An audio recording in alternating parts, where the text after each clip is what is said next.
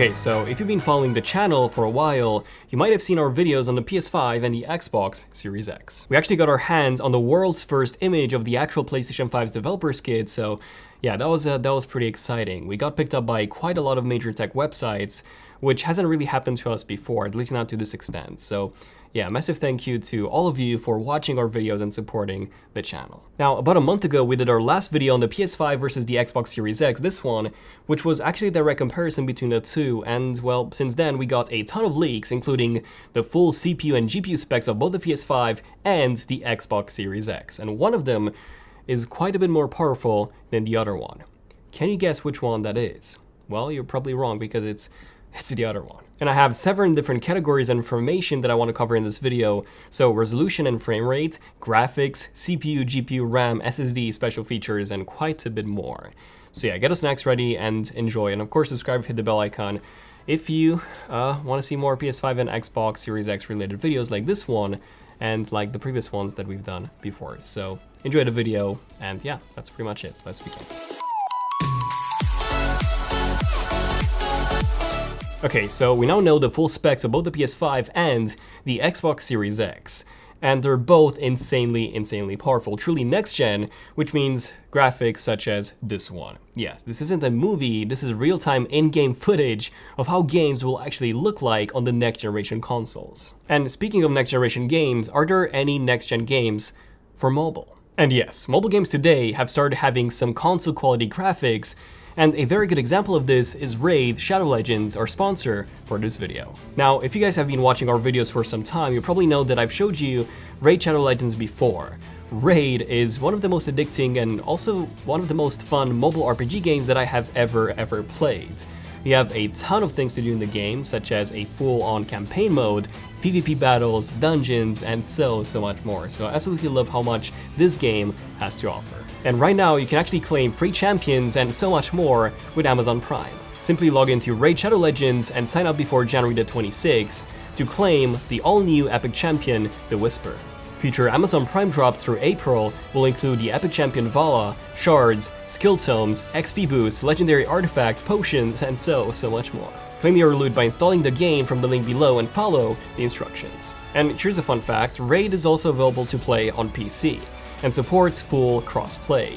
So this means that you can play on your laptop or desktop PC when you're at home, and then you can continue playing from where you left off from your mobile phone. And if you use the link below and you're a new player, you also get 100,000 silver, 2 clan boss keys, you get 10 mystery shards, and 1 free champion, the Educator, all of which can be found waiting for you here. These rewards are only available for you for the first 30 days, so make sure to claim your free rewards and definitely check out Raid because it's an amazing game and I think the reviews definitely do show that. Okay, now going back to the consoles, in the previous video I talked about the design and the controller and a few other changes and differences between the PS5 and the Xbox Series X, but in this one I want to focus solely on the performance, mainly because, well, a lot of you do care about, the design a lot. Realistically, you'll just end up sticking it into a corner, and the visuals of the games, that's what you'll see 99.9% of the time when you're, using it. So the design doesn't really matter that much, but what does matter is the performance. And the good news is that both the PS5, which has now been confirmed in terms of its name, and surprise, this is the official logo.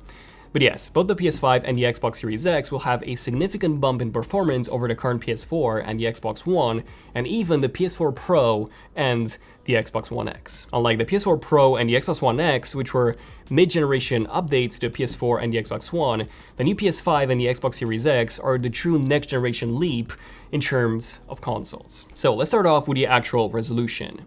So the PS4 and the Xbox One were both 1080p consoles.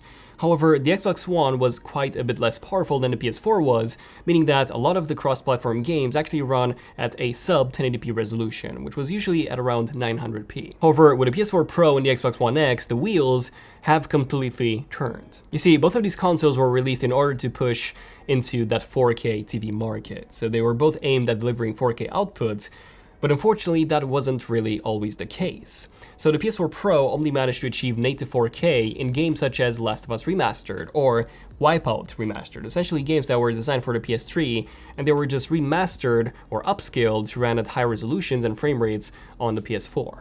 most of the first-party games such as Horizon Zero Dawn, God of War, Detroit Become Human, and many more, they were actually using something called a dynamic resolution, where the game was being rendered at somewhere around 1440p and then upscaled using checkerboarded rendering to full 4K. However, interesting enough, this wasn't just like any other upscaler, because it actually had hardware-based engine for the checkerboarded rendering. However, it just wasn't as sharp as native 4K was. Also, the PS4 Pro was capped at 30 frames per second in pretty much every single major game. The Xbox One X, on the other hand, was noticeably more powerful than the PS4 Pro was, being able to deliver true native 4K in pretty much all first-party and cross-platform games, such as Red Dead Redemption 2, and it was even able to deliver dynamic 4K in 60 frames per second in some games, such as Hitman 2, and that was extremely impressive. But when it comes to the highest frame rate that you could run games in at native 4K, that was pretty much 30 frames per second in almost all cases. So the current gen machines were 4K 30 frames per second consoles,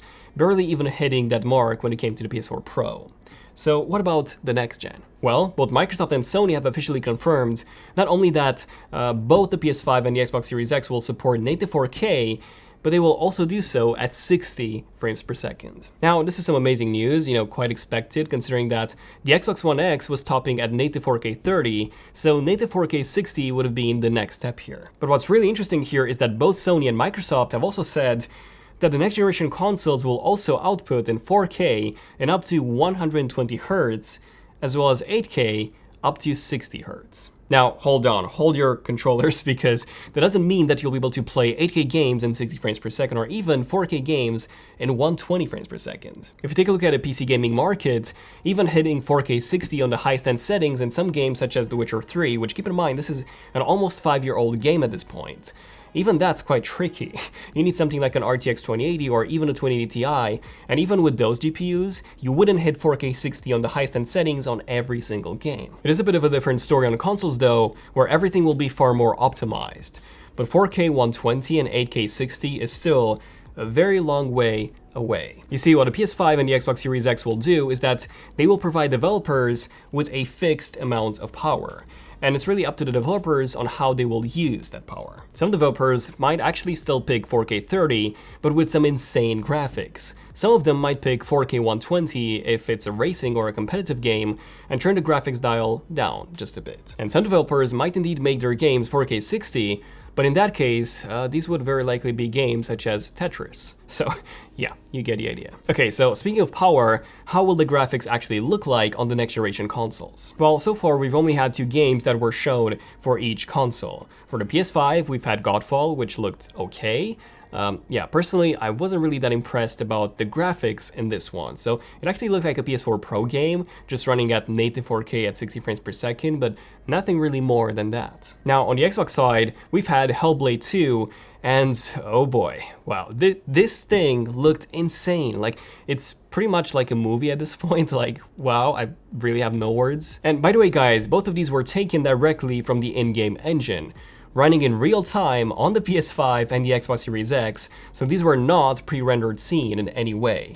And you can probably tell that, well, the Xbox Series X definitely takes this one by a long shot, with a game that truly looks next-gen. Now, in Sony's defense, Godfall isn't really a AAA first-party game, like, the next God of War, for example, would be. So we should wait until we get a glimpse of those games before judging the PS5's graphics. Now, something interesting to point out here is that the Godfall trailer on the PS5 is actually at 4K 60. While Hellblade 2 is in 4K 30, so this could be a choice that developers have actually made in order to further improve the graphics in Hellblade 2. But overall, this gigantic leap in graphical performance does mean that PC games will also get a massive boost in graphics, because you see, most, like 95% or so of the cross-platform games are actually developed on consoles and only then ported to PC.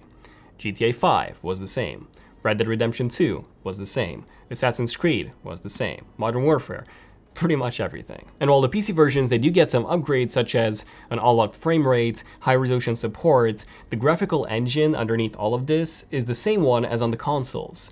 So yes, consoles are holding back cross-platform games on the PC in terms of the visuals. So when a new generation of console launches, this also means that we'll get to see the same improved graphics on PC as well. Of course, that's as long as you have the hardware to run it, which would be, quite demanding. Okay, so now that we covered the resolution, the frame rate, and the overall graphics, let's get a bit more technical and talk about the actual components. So when it comes to the CPU, the PS4 had a custom AMD APU.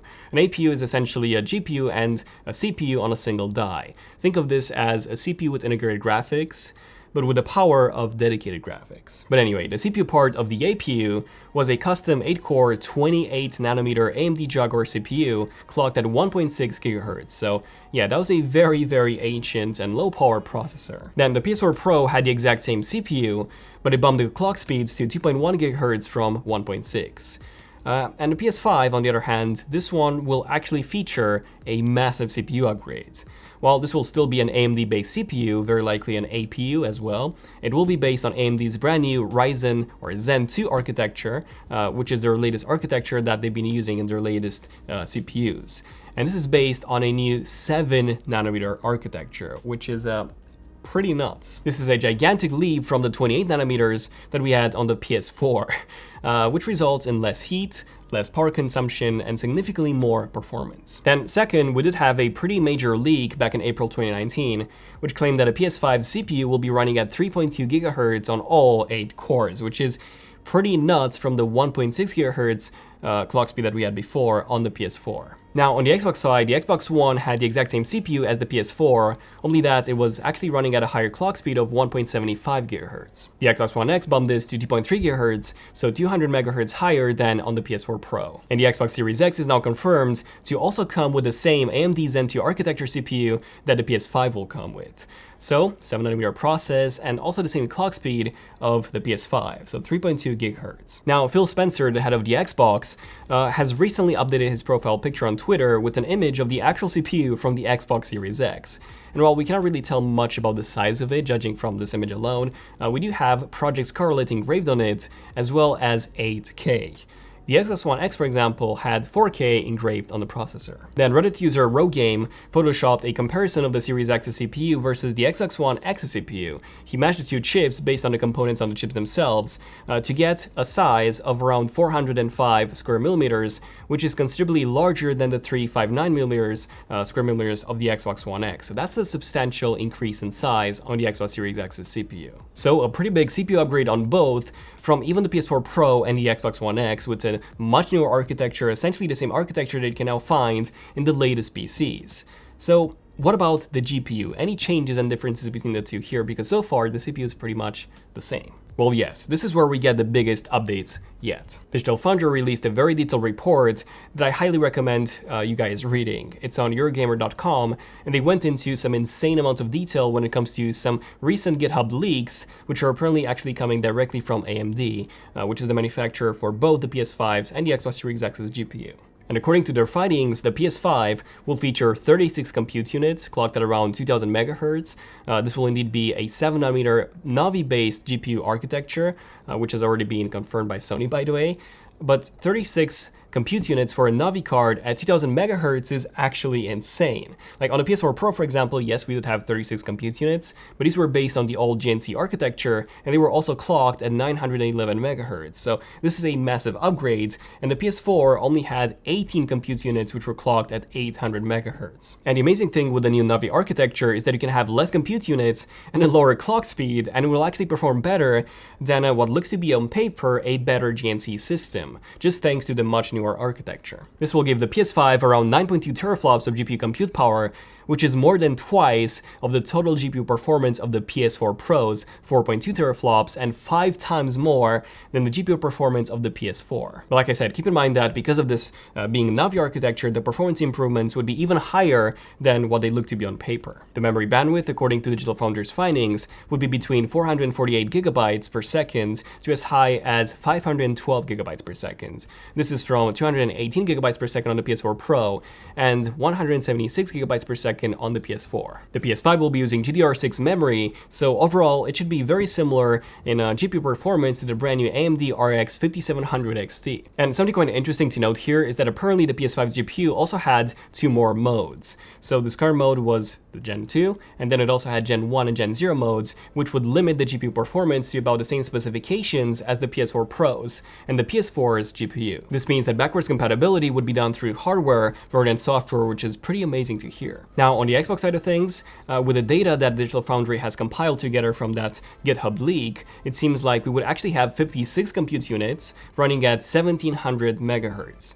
This is, yes, even more compute units than the PS5, and a massive jump over the Xbox One X's 40 GNC compute units at 1172 megahertz, or the Xbox One's 12 GNC compute units at 853 megahertz. This will give the Xbox Series X 12.2 teraflops of GPU performance, more than double of the Xbox One X's 6 teraflops, and 9.31 times more than the GPU that the Xbox One had. Now, when it comes to the actual memory bandwidth, Digital Foundry estimates this at 560 gigabytes per second, just slightly over the 512 gigabytes per second on the PS5, but significantly more than the 326 gigabytes per second on the Xbox One X, and 68 gigabytes per second on the original Xbox One. But sadly for the PS5, these specs do make it 1.32 times less powerful than the Xbox Series X will be. And it actually does make sense, because you see, Sony will only have one console, while Microsoft will be selling two consoles.